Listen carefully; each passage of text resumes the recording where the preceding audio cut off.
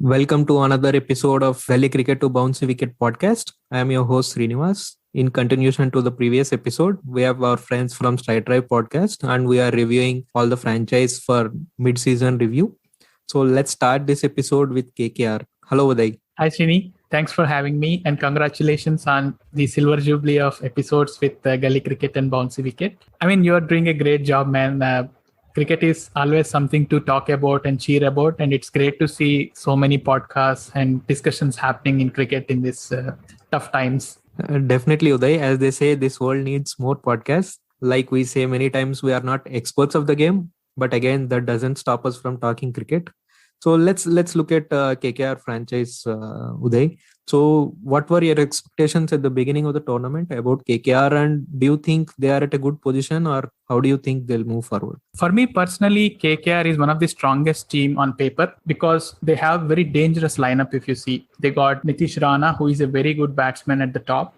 They got Shubman Gill, who is the next Virat Kohli or the next gen talent that entire India talks about, and they got Andrew Russell, who everyone fears in the T20 world. And it's good to see that even Russell worked on his fitness. I think he worked for 2 to 3 months on his fitness in USA before coming into the tournament. And it's good to see KKR even sponsoring it, as far as I know. So before the start of the tournament, I would say KKR is definitely one of the teams for me in the IPL playoffs. And they had a very good auction, not to mention, because they got Shakibul Hasan at a very, very cheap price of 3 crores or something. And they even addressed their off spinning problem in case of Narain doesn't click. They got Harbhajan Singh and his experience, right? So at the beginning of the tournament, after the auctions, I definitely backed KKR to be one of the 4 playoffs spots. Yeah, Uday, I think yesterday McCullum said, if you can't change a man, change the man. That sums up where they are today. It's quite surprising coming that from a man like McCullum, right? He's generally a cool guy, like where people used to hang around him, and I think this is that really sums up the whole situation where they are in. So, what do you think are the positives so far this season for them? One thing to add to that, Srini, I think a team when it is in a winning flow, the entire environment is very good to see.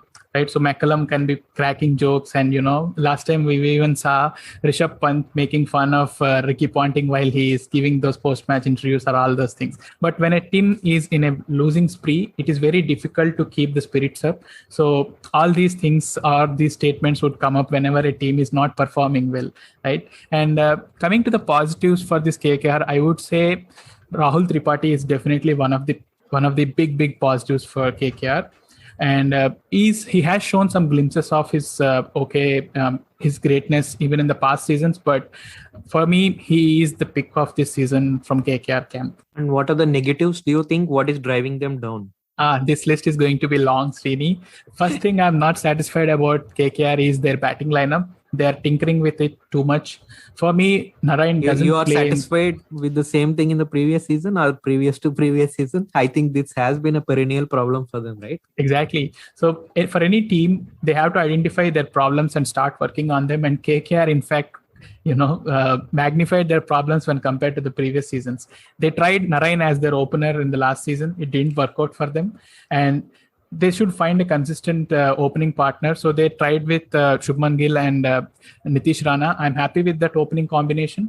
But with their batting lineup that they had Morgan, they have Dinesh Karthik, Russell, and even Pat Cummins who can bat from what we have seen, right? So with these 4 batters waiting in the dugout, they are sending Narain up the order, which doesn't make sense for me. So that is the number one problem for me for KKR coming into this season, because Narain, Narain could be a great hitter, but if he consumes that 5 to 10 balls, which could give a brilliant opening for someone like a Russell who can, get to know the pitch and get to adjust to the bounce of the pitch, which he doesn't get if he comes on 6th or 7th down, is definitely the biggest negative for me coming into the season from KKR.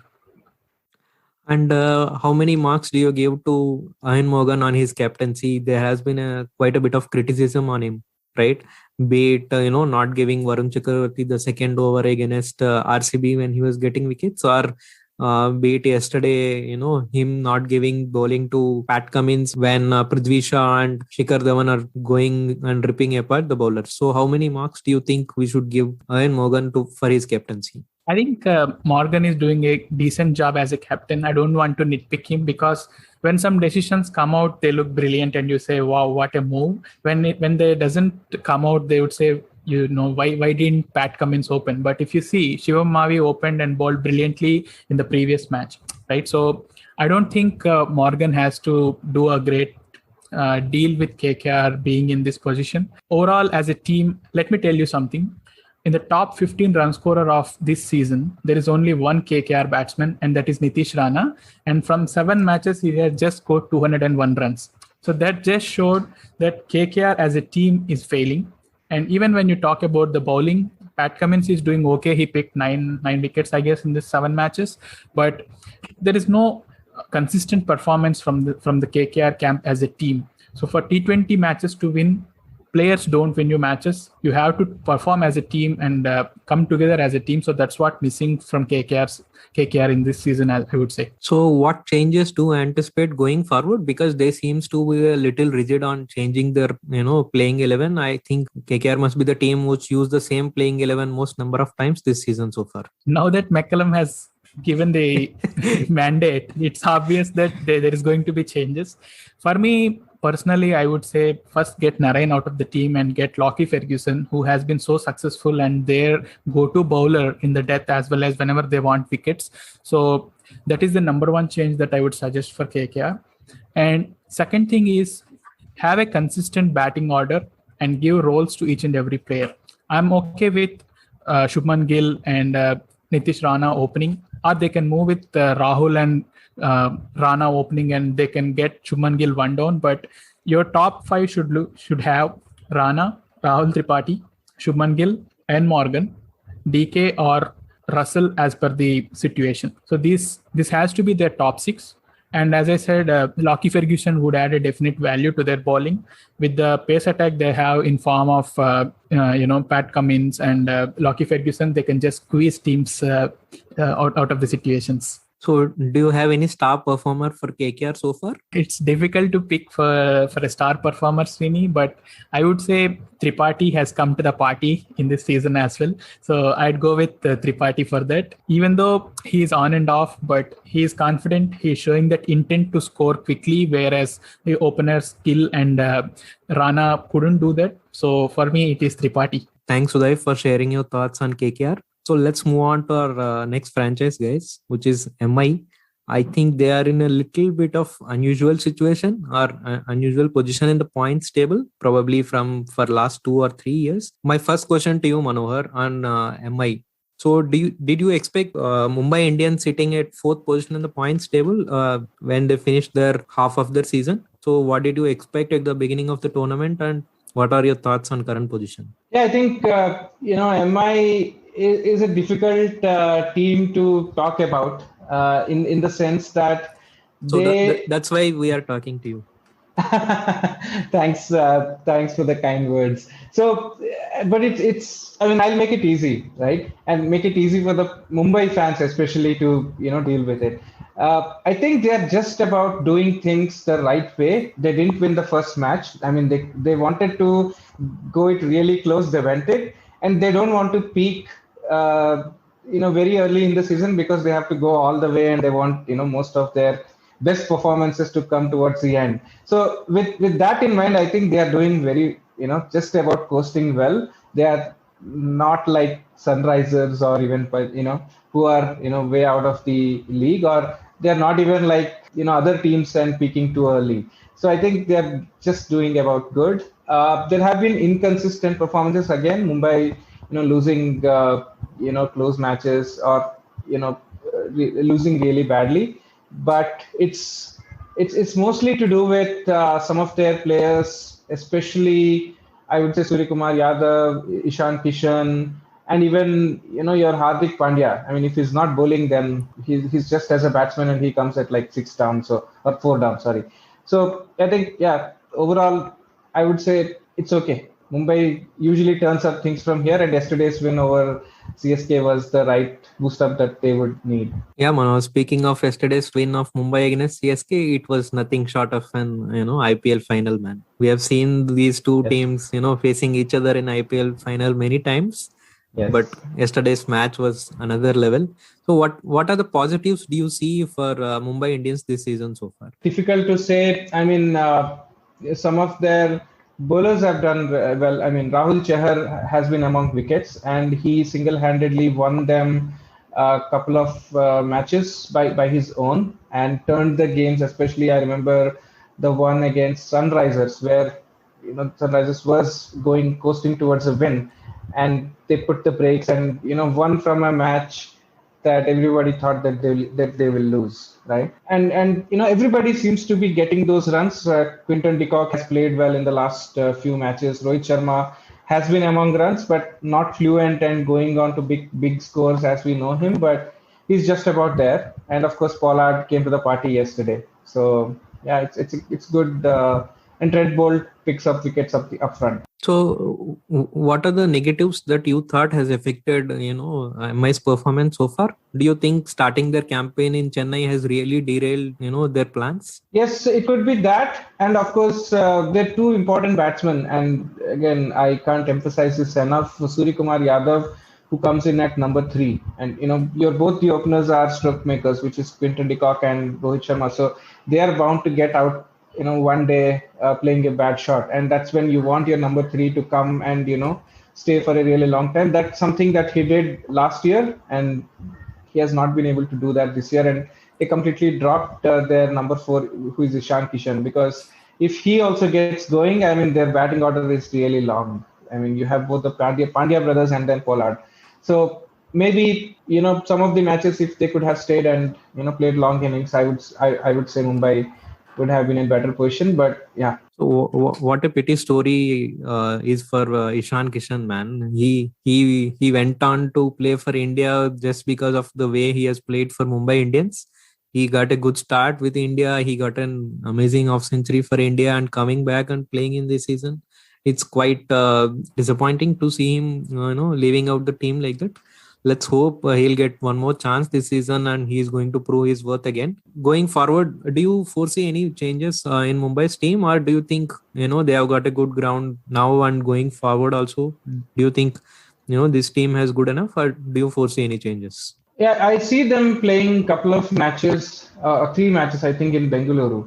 And right. We all know how small Chinnaswamy Stadium is, and that's where I think maybe Rahul Chahar may not be as effective because of the short side boundaries. So they would have to work out how he would bowl, or maybe they could bring someone like Piyush Chawla, because he spins the ball even more.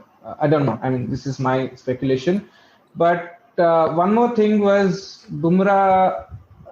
He's been. I mean, yesterday he went for I think his highest ever in an IPL 56 match. runs, right? Yes. So he hasn't also quite turned up. But as I said, I mean, they just need one spark in anywhere, and they're back on track. So I won't be too much worried about Mumbai, because I know that they have a spot in playoffs. They'll make it somehow, and from there, who knows what will happen?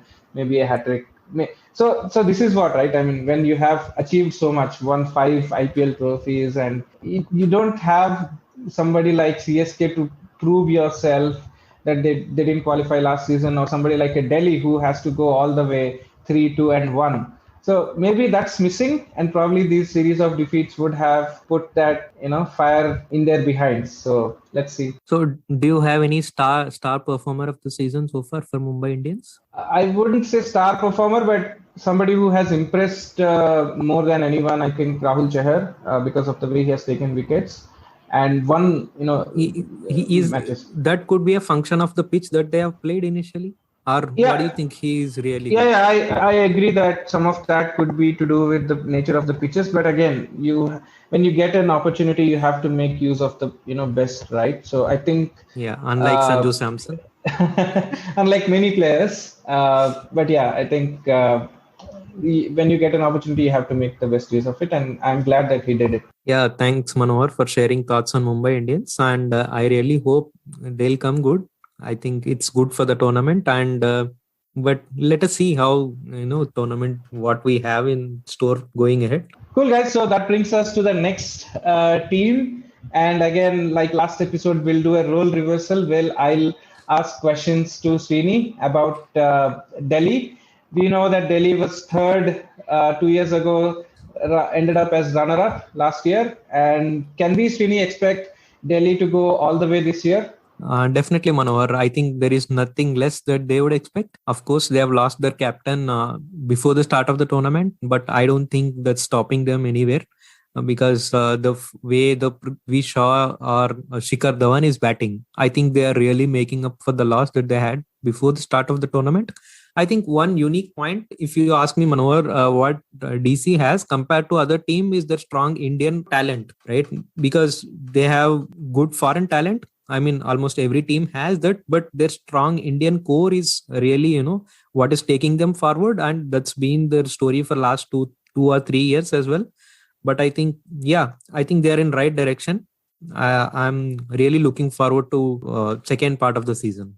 I think we covered in some of these discussions that an Indian core is a must for any team to perform well, whether it's Mumbai or CSK, because they have a good Indian core.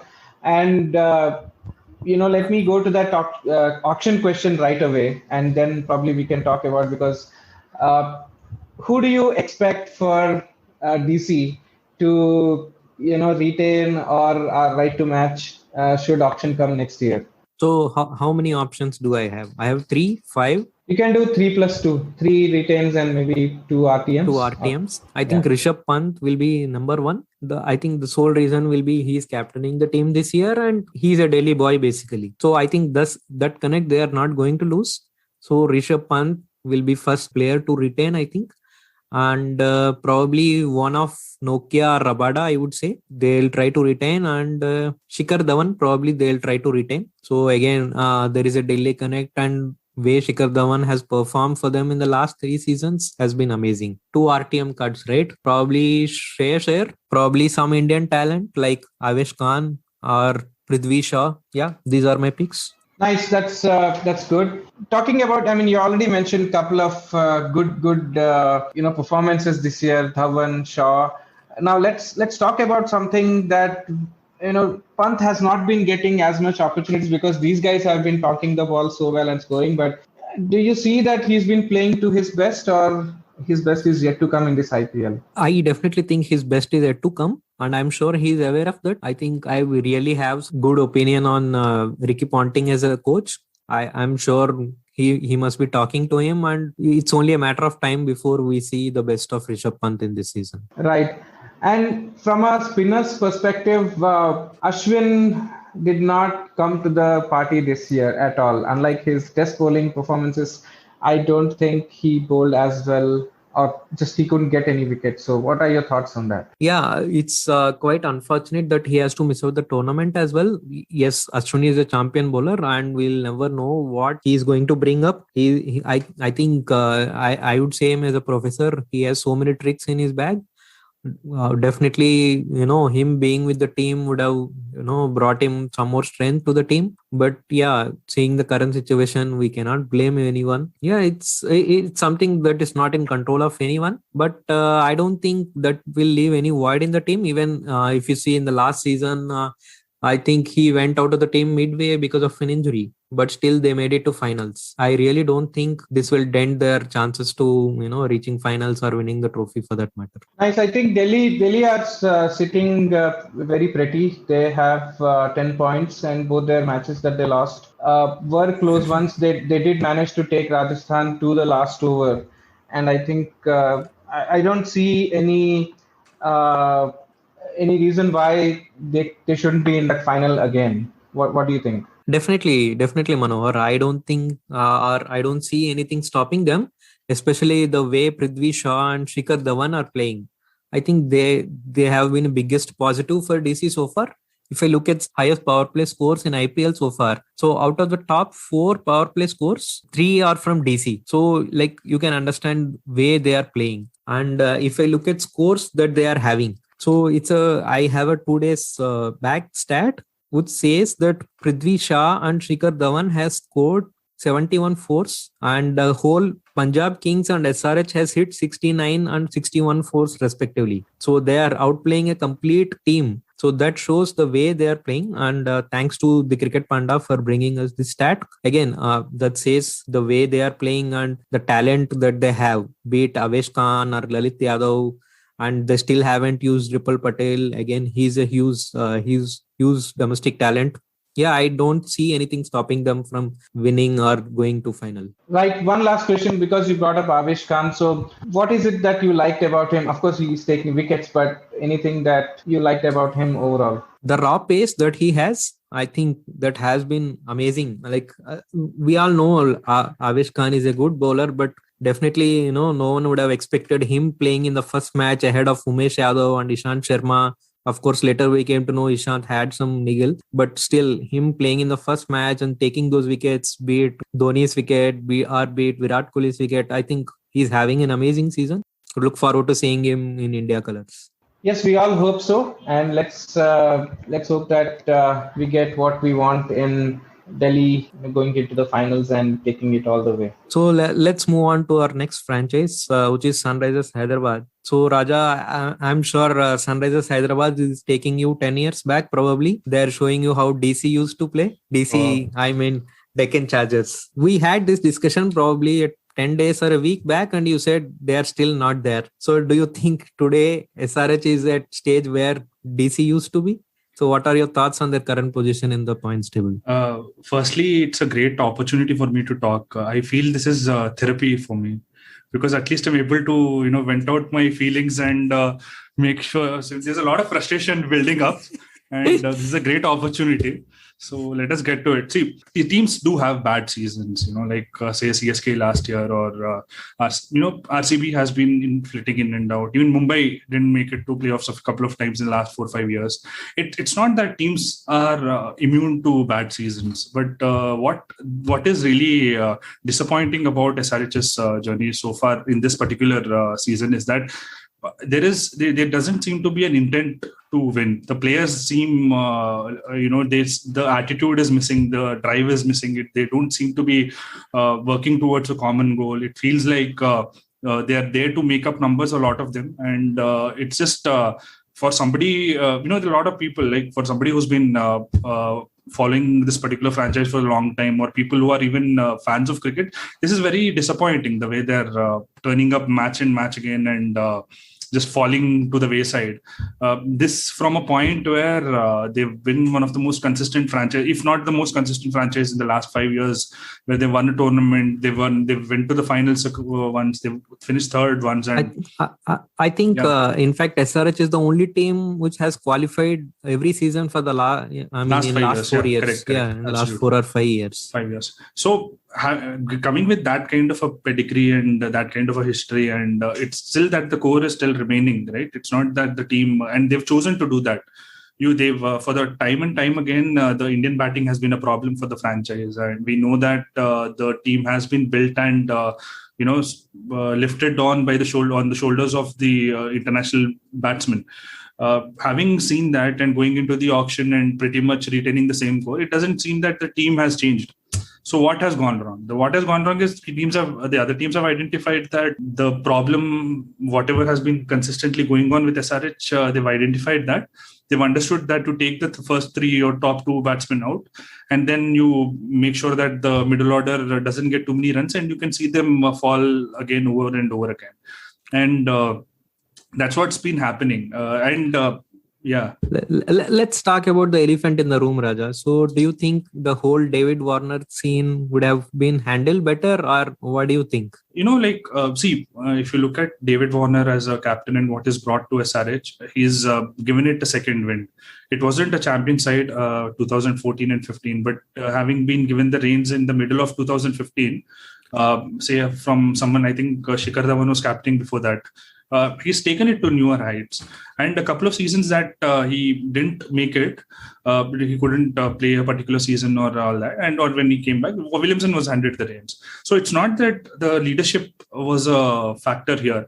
I don't blame Warner or Warner's form for this happening. I don't blame the team management. I rest the blame completely on the Indian players. Guys like Vijay Shankar, Manish Pandey, lower middle order. Vijay Shankar, who was supposed to be a three-dimensional player. That's what I'm trying to say. What is happening is that, for season after season, SRH has been carrying a lot of players, right? They've given opportunities for Manish Pandey year on year so that he gets into form and rhythm. They've banked on Vijay Shankar to play that role, to give that kind of a long rope for him to come good. They haven't done it as to the expectations. Or even guys like, invested a lot of faith on guys like Priyam Garg last season to make sure that they grow into that role. Now, when there is so much faith going into the Indian batsmen to come good, and when on the other side of things, Warner has a couple of bad innings and you drop him, what does the blame? Who does it fall on? That means that your Indian batsmen have been failing so badly and repeatedly that you couldn't even give your champion player a couple of games to come good. Can you imagine that kind of a situation coming into any other franchise where you see things, you look at, we know that Rohit Sharma is struggles quite a bit when you look at the longer seasons. But he gives you one or two of those match-winning performances. But you never can imagine a franchise like Mumbai Indians dropping Rohit Sharma and bringing in someone else just because they can't fit a Rohit Sharma in. They make sure that Rohit Sharma is in there, and they make sure that the other guys are rising up to the occasion to give Rohit the kind of rope to come good. Same thing that RCB is doing with, say, someone like a Virat. If Virat is not doing well for a couple of seasons, can any franchise can afford to drop Virat? This is extremely, disappointing to see that. Captaincy and all that. We know that Williamson is a champion captain, right? He is a great captain and he's led that franchise extremely well. So, but on the flip side of it, it's not just the captaincy is going. You come out with a statement saying that we are going to change the complete overseas cadre just before the match.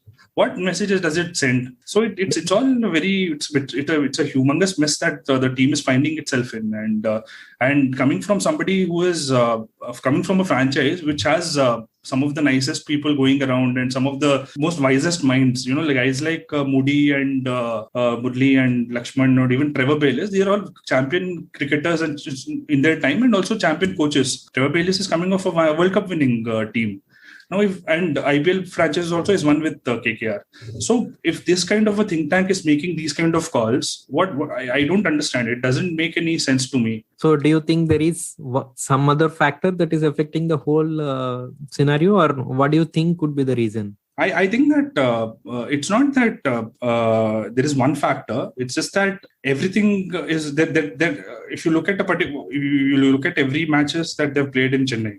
You can interchange the teams. You can make Mumbai or a Chennai, or you can change the opposition, but the result is the same. What does that shows is that you've not put up a complete performance, and that is making you do random changes. Barring guys, if you look at a squad of 25, you have Jason Roy, who has come in as a weird replacement for Mitchell Marsh, who is not even fitting the same role. You have Shrivats Goswami, you have Basil Thampi, and you have Priyam Garg. Barring these four players, the team has tested out everybody.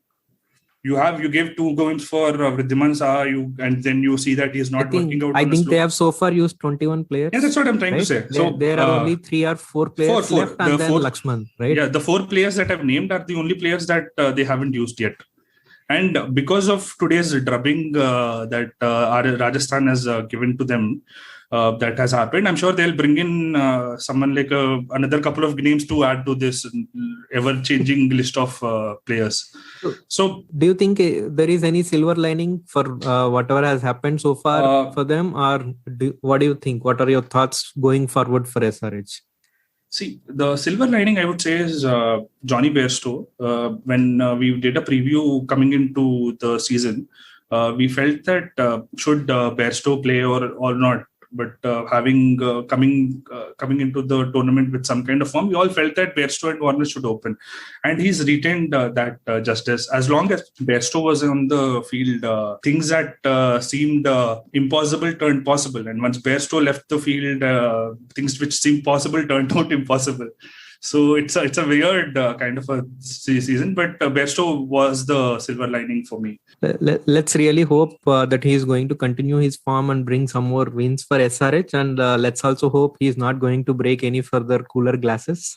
Already there are 2 breaks in this season so far, one by Bairstow and one by Rayudu yesterday. So what do you think will really make them win another 1 or 2 matches, Raja? Definitely they need some changes, or they need something to go forward in this tournament, right? I don't think in this way they're going to gain anything. They aren't, as I told you, the core is the same. The squad has remained. There have only been 3 additions.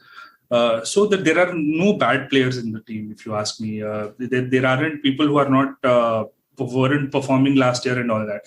It's just about you changing things around in terms of the attitude in the dressing room. I feel that you need to provide a certain kind of a rope to players. It doesn't matter. See, you can finish at the bottom this season because there are 8 teams. Somebody will be there up and somebody will be down. And I think with the way they are playing anyway, they are going to finish at the bottom. See, right? What I'm trying to say is that it doesn't matter the number of where you're placing on the table. It doesn't matter considering that. But you need to understand that who are bigger auction is coming up, right? Who do you want to keep as your core? Who do you think that players who have the right mindset and the right winning attitude? If you have those players, give them the rope.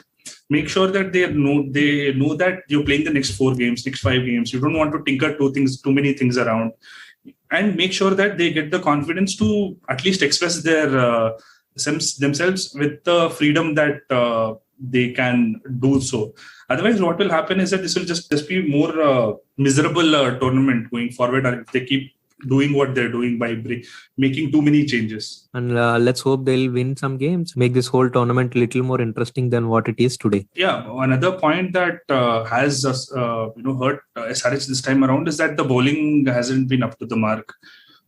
You have Rashid Khan has always been a good bowler, and he's the kind of bowler who's applying pressure. Right, he makes run scoring difficult whenever he's bowling, and the other bowlers usually end up picking wickets because of that.